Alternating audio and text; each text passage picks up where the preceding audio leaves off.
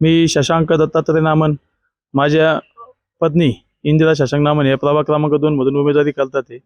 माझ्या प्रभागात प्रलंबित असलेले प्रश्न गेल्या 40 वर्षापासून तिथे जे आमच्या प्रभागात असलेलं आरक्षण, ज्या आरक्षणासाठी आज तिथले अहोरात्र सर्वसामान्य जनता झटत गेली, पण त्यांना त्या आरक्षणासाठी न्याय मिळाला नाही. आमदार अमोल भाऊ खताळच्या टायमाला अमोल भाऊ आमदार झाले. आमदार झाल्यानंतर मी तिथल्या स्थानिक रहिवाशांना एकत्र करून तो आरक्षणाचा मुद्दा आमदार साहेबांपाशी दिला. भाऊंपाशी दिल्यानंतर भाऊंनी त्याची पाठपुरावा करून आज ते आरक्षण जवळपास उठण्यासाठी आलेलं आहे. आणि येणाऱ्या काळात नक्कीच आमच्या प्रभागात दोन्ही सीट आमची विजयी तर होणारच आहे आणि सर्वसामान्य जनता आमच्या महायुतीसोबत तर आहेच.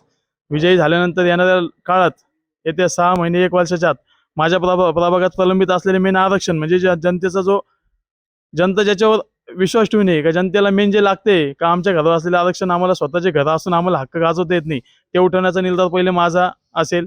त्याच्यानंतर माझ्या प्रभागात प्रलंबित असलेले आमचे रामनगर वस्ती आहे.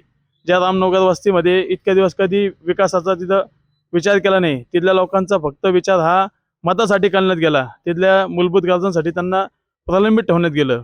त्या रामनगर भागात जे काही आमच्या शासकीय किंवा असतील, बाकी तिथल्या सुखसुविधा या त्यांना देण्याचा निर्धार हा मी माझ्या पत्नीला सांगून तो करणारच आहे. आणि आमचे पद्मानगर वसाहत असेल, ड्रेनेजचा जो प्रॉब्लेम आहे आणि माझ्या प्रभाग क्रमांक 2 मध्ये ड्रेनेजची सर्वात मोठी समस्या आहे, ती मी भाऊंच्या पाठीमागे लागून त्याचा पाठपुरावा करून भाऊंकडून मी प्रभाग क्रमांक 2 ची ड्रेनेज तर पूर्ण ती मंजूर करून घेतली. रस्त्याचंही काम मंजूर करून घेतलं आणि भाऊंनी प्रभाग क्रमांक 2 मध्ये विशेष माझ्यासाठी 2.25 कोटीचा निधी दिला. आणि जे आमचं पद्मानगर असेल, रामनगर असेल, जी रामनगर वस्ती इथे बारीक मुलांची संख्या खूप मोठी आहे.